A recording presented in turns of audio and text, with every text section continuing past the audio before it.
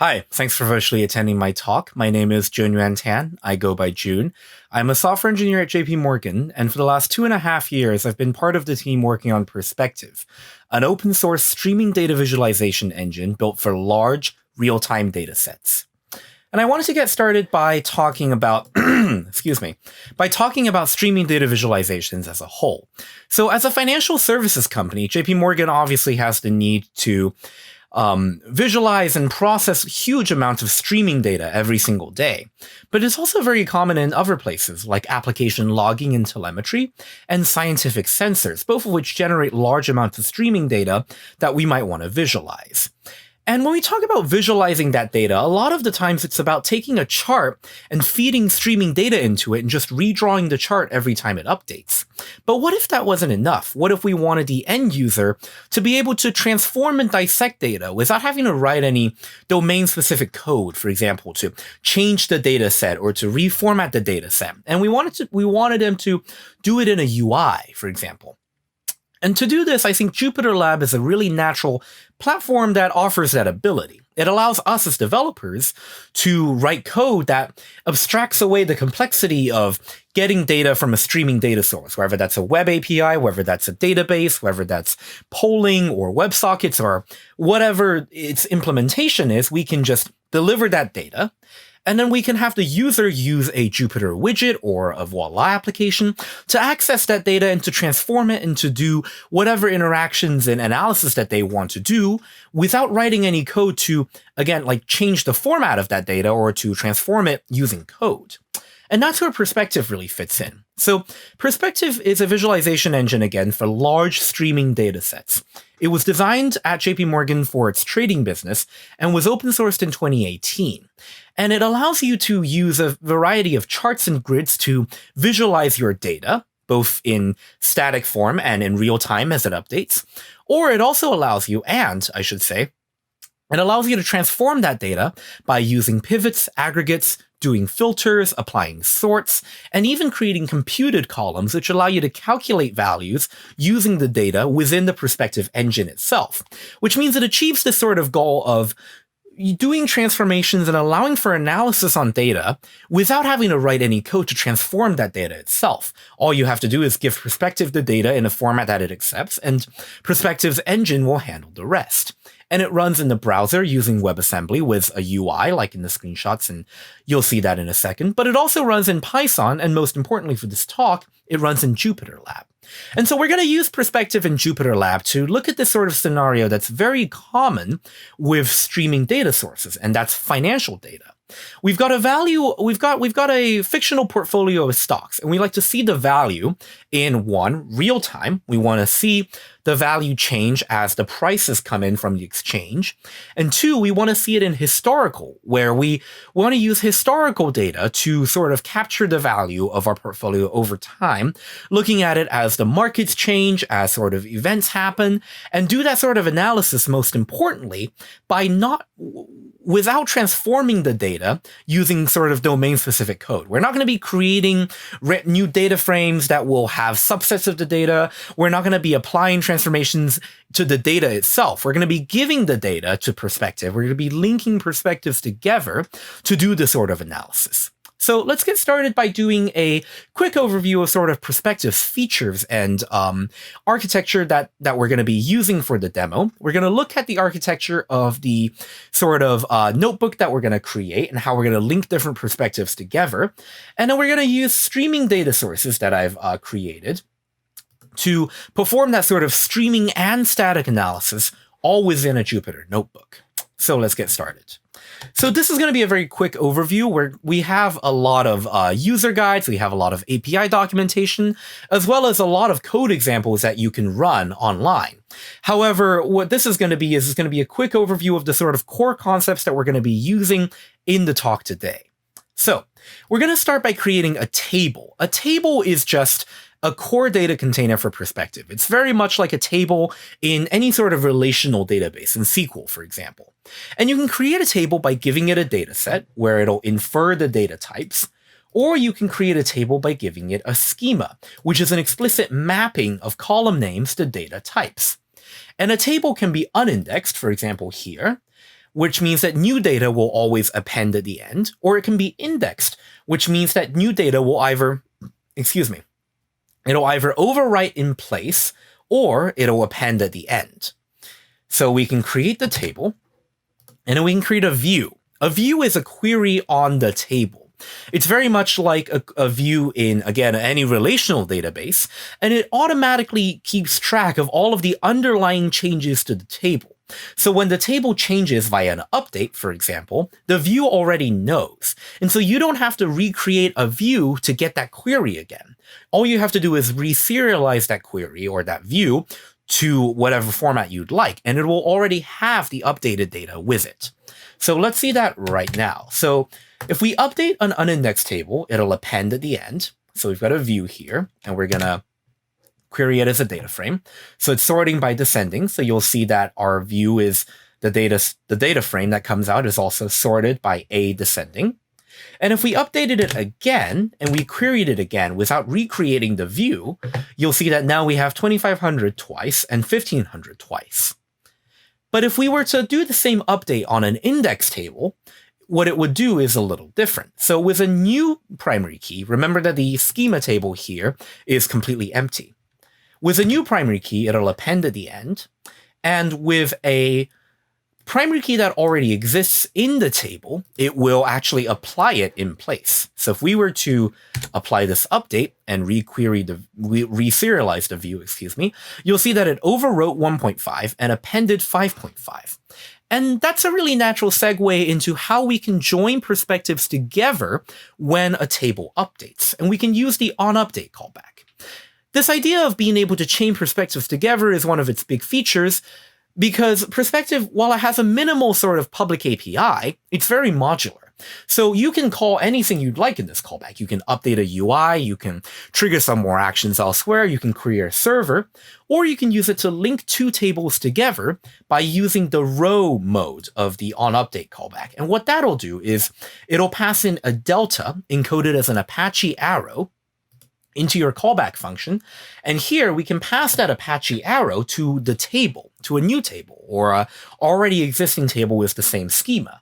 And it'll apply that update to this table exactly as the table, whether it's indexed or unindexed, or it'll respect all of the table settings.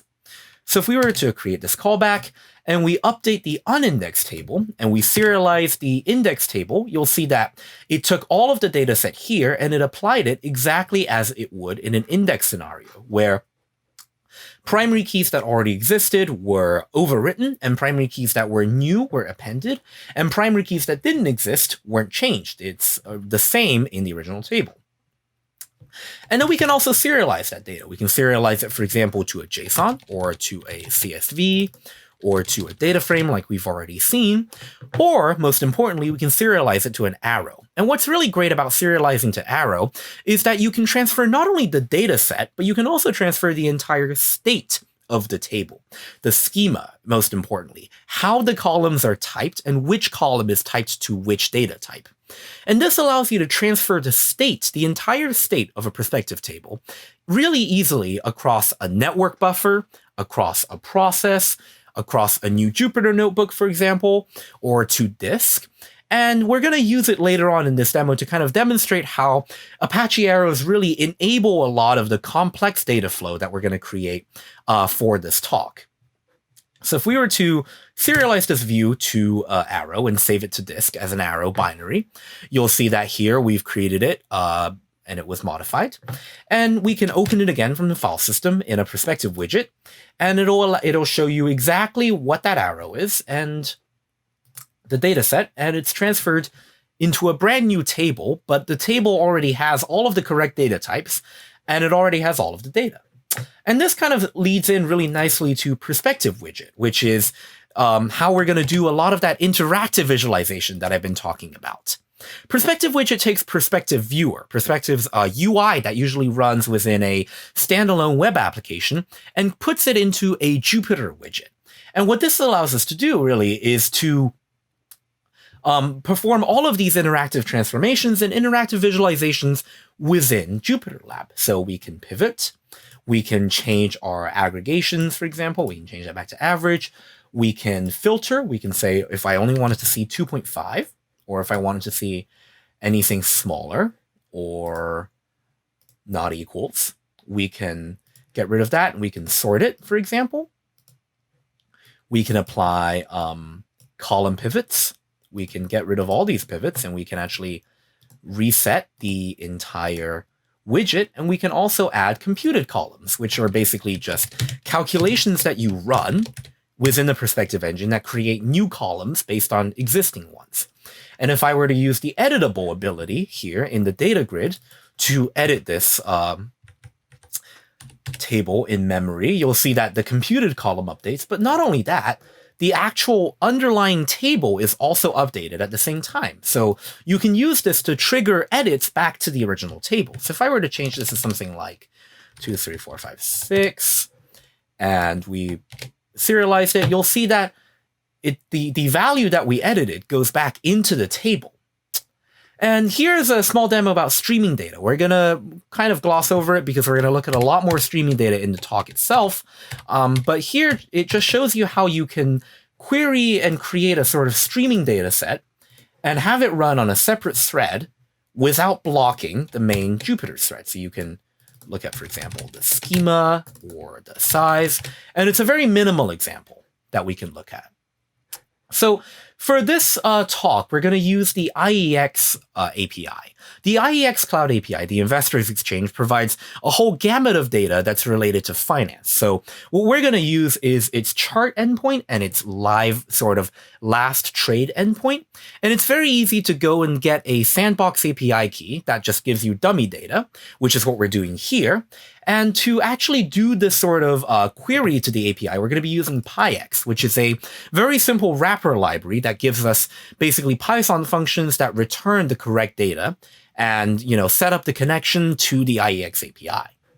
Our data sources, you can look at this notebook for more details. I'm going to, again, sort of skim over it. But the main implementation of these data sources is that they never block the main thread of the Jupyter Notebook. So we use multiprocessing and threading to do this sort of work.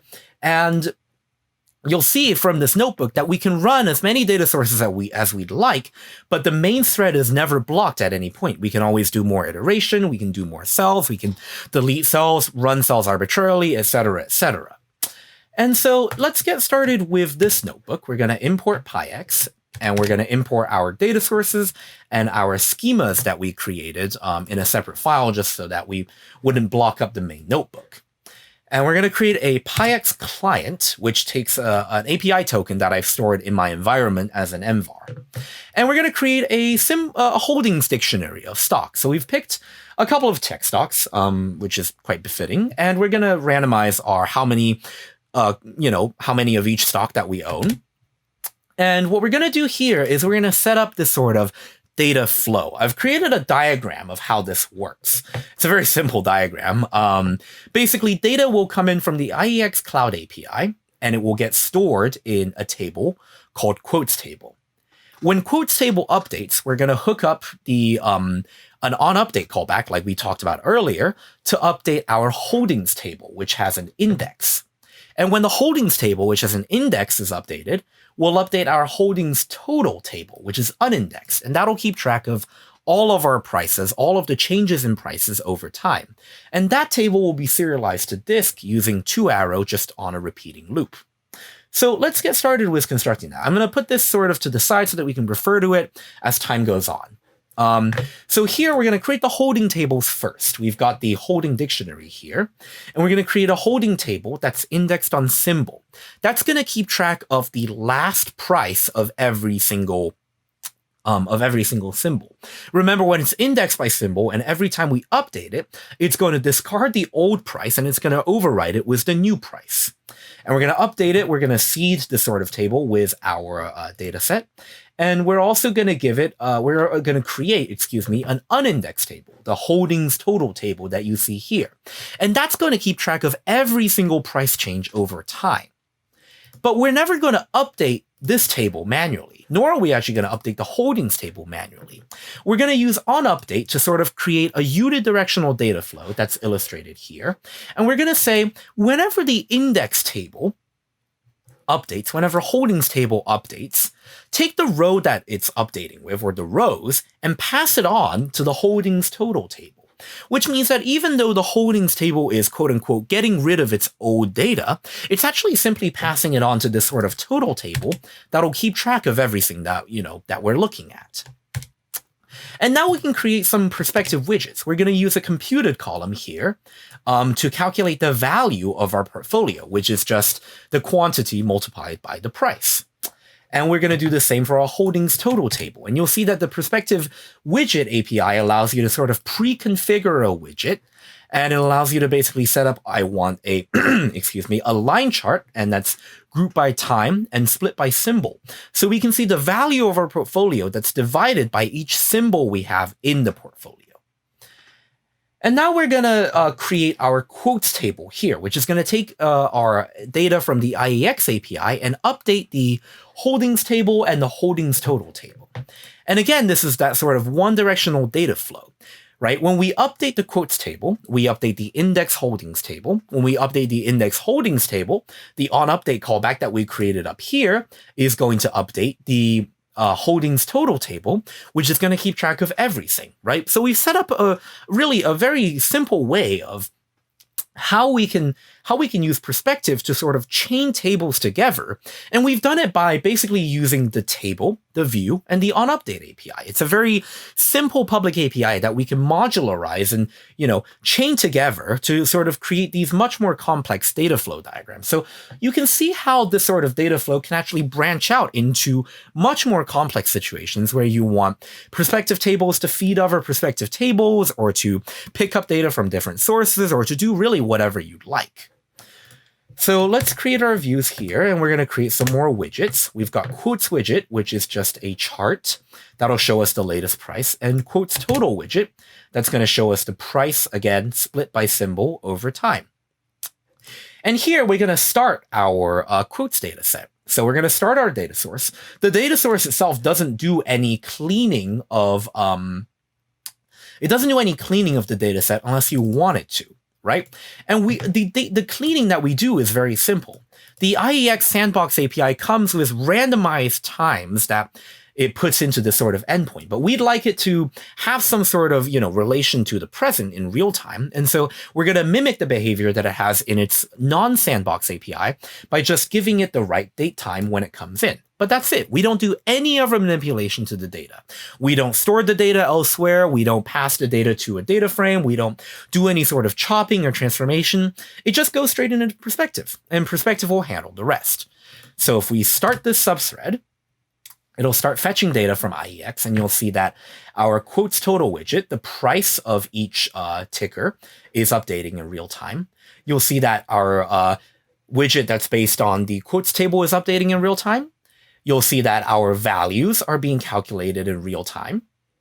And you'll see that our holdings widget itself is being calculated in real time. And the value, again, is being calculated, right? So now we can do all sorts of analysis. For example, if we wanted to see the value using time, obviously on this index table, see it only keeps track of the latest update, right? And you can see the prices. I think this 00 is a data error. It's just not coming in with data for that specific symbol.